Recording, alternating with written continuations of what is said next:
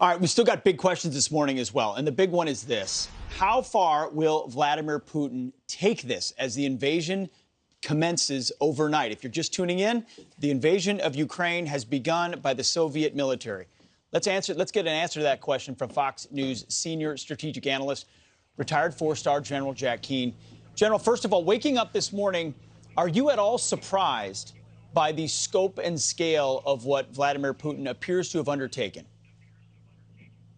Yeah, well, I started to become surprised by it, days ago when it became obvious that he was going to select the most ambitious and most challenging operation here as part of his military campaign to take over Ukraine. In a sense, I mean, he is showcasing his military and his professionalism in a way the United States did during Desert Storm. He has selected the regime change option with hundreds of pre-assault fire targets, multiple axes of advance coming into the country, near simultaneous attack to collapse a regime as quickly as possible. And I think, Pete, look, when he went into Georgia, it's well documented that his military had lots of problems. It exposed more warts than there were positive things as a result of it. And even in 2014, he annexed Crimea, and there was really no fighting there. And then he went into eastern Ukraine. And in the lessons learned, they indicate that they relied too much on hybrid warfare and unconventional forces, and they weren't able to take all the objectives that they had in mind, and they should have relied more on conventional forces. And that certainly is the case that we're seeing here. What Putin has done, he's taken about 60% of his military and professionalized it. And it doesn't have much conscripts in it, and they're well equipped, they're disciplined. I've been looking at them closely as they're moving around. They seem young and fit. Their march discipline is very good as they move in convoys and vehicles. So this is a professionalized military, and he's sending a message about this in terms of the capability that certainly he has achieved here.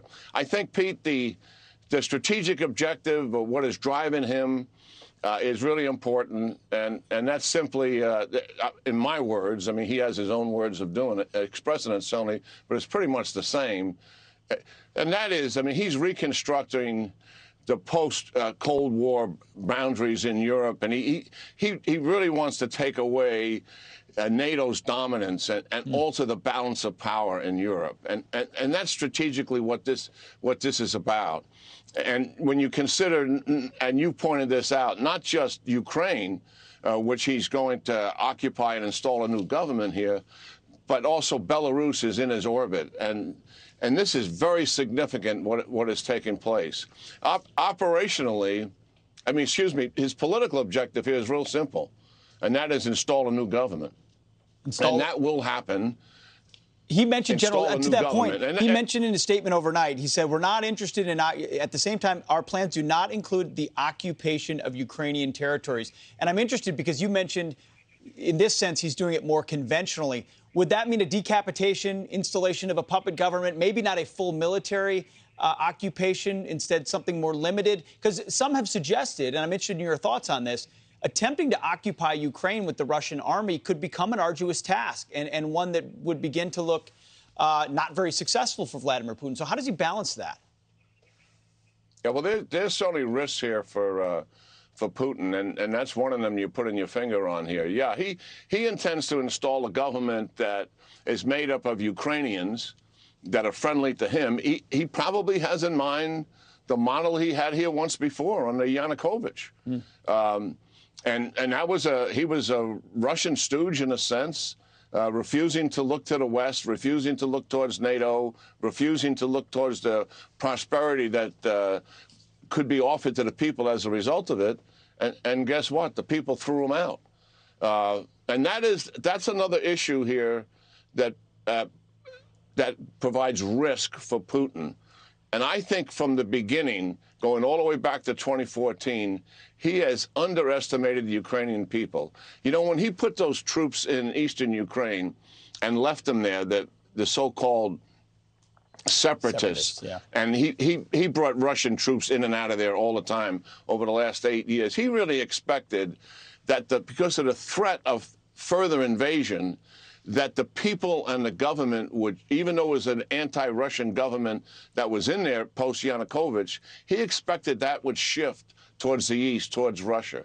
And the exact opposite happened. I mean, the people stiffened their will against wanting to be a part of the Russian orbit and really looking to the West for all the obvious reasons: open democracy, freedom, thriving capitalism, prosperity for their children, and an advancing way of life. All of those things is what they certainly wanted. And Ukrainian people are going to be a factor here. Yes. The military objective is pretty clear, and that is his operational commanders have been assigned an objective to defeat the Ukraine military. And a lot of the pre-assault fires are certainly going at that in terms of military and government targets that are supporting them, but it's also the deployed military that's in the field to be defeated.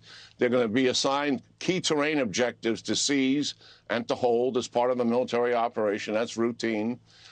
And then the last one is they're going to facilitate a regime change.